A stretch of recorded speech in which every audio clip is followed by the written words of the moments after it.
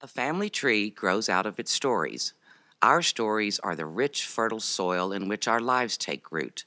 Our stories shape our common identity and unify us as a community. A family tree grows out of its stories, and our story starts in the beginning. When God created the heavens and the earth, there was nothing. And God said, "Let there be light." And there was light, and the light was good. God created morning and sunset and nighttime. And God made a great dome, and he called it sky, and he put it in the middle of the chaos. Then God pushed all the water into one spot and scooped all the dirt together to make earth, and it was good. And God planted stuff on top of the earth, mossy stuff, leafy stuff, stuff that dug down into the dirt and grew up toward the sun, and it was good. And then God really got down to business. He made swarms of swimming things who lived in the water, globby ones made of jelly, and little flippy ones who clustered together, and big ones who swam alone. Oh, and giants. God made giants. God made flying things who lived in the air, some fragile and fluttery, some who soared high above the earth. And God made runners to thunder across the land and chase things. And then God made us and told us to stick together no matter what, and to just stay in the garden where our every need would be met. But we wanted more, and in our desire, we fell. And yet our fall set us free, and our stories truly began. And from the fertile soil of our stories, our family tree takes root. And again, we are reminded of exactly who we are.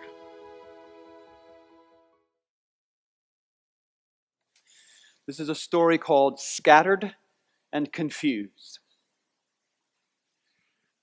There was a time when everything was the same. Everyone looked the same. Everyone talked the same. They wore the same clothes and ate the same food. They danced to the same music and laughed at the same jokes. The whole world was one language, and everybody knew the same words.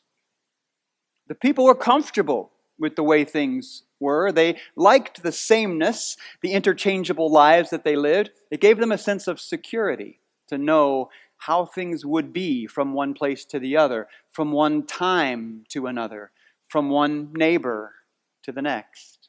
It was stable. It was safe. Just under the surface, though, there was an undercurrent of unease.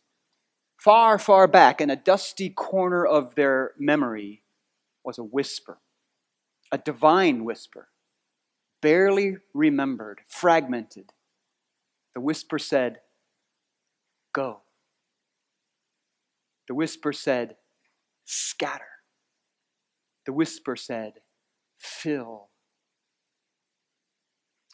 But it was, after all, just a whisper. It was almost nothing at all, so they let it be. They ignored it, pushed it down into its corner, and threw some dirty laundry over it. And that worked for a while, but the whisper did not go away.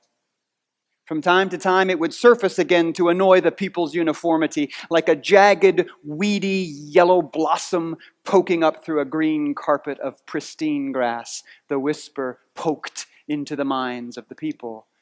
Go. Scatter. Fill the earth. Something must be done to silence the whisper, they said. They were afraid because the whisper was a threat. The whisper said, "Go." They wanted to stay. The whisper said, "Scatter." They wanted to be the same. The whisper said, "Fill the earth." They did not particularly care about the rest of the earth, just their one small corner of it. Something must be done to silence the whisper, they said again. Yes, yes, the whisper is bad. The whisper is wrong, they replied. The whisper must be stifled. The whisper must be quashed, they shouted. But wait, a louder voice cried. We have tried to silence the whisper before, and it never leaves. It never stops. We need to try something new this time. They were not good at new things by definition. New things were different, and different was not of value to people who were all the same. But times were desperate. They were desperate. They said, rather than silence it, what if we drowned it out? Yes, yes, drown out the voice of the whisper. Make noise, build, work, make bricks, make mortar, build, build, build.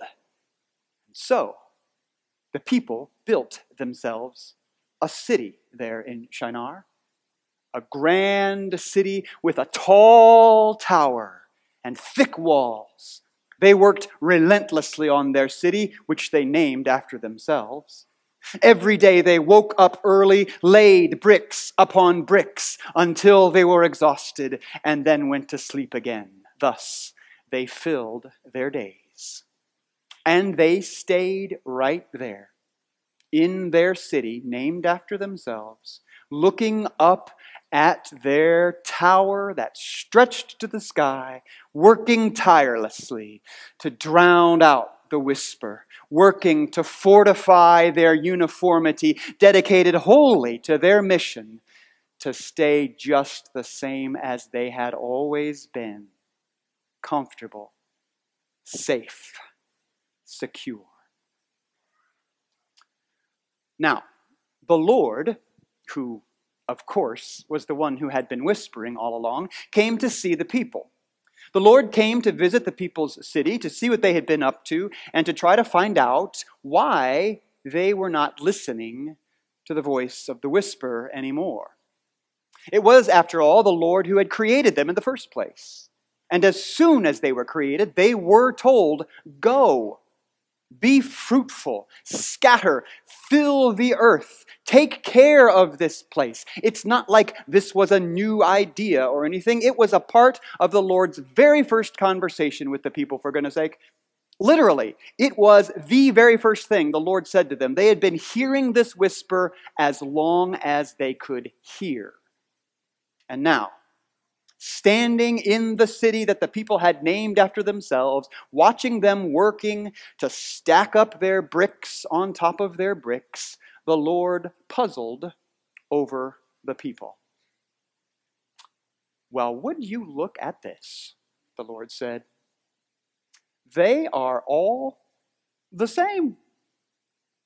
They all have one language. They're all using the same words. There aren't any differences among them. Well, that's not how I meant for things to be. And not only that, the Lord continued, they're not going anywhere. They're not scattering or filling the earth at all, like I told them. It's almost as if they don't even care about the rest of creation. Like all they care about is themselves and their own sameness.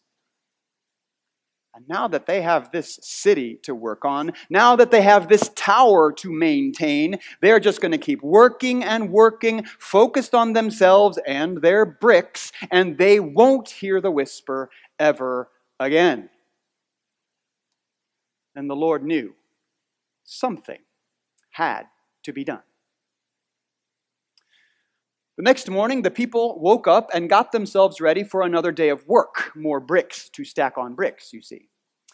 There was a tower to maintain. There was a status quo to preserve, and they were as eager as ever to do so.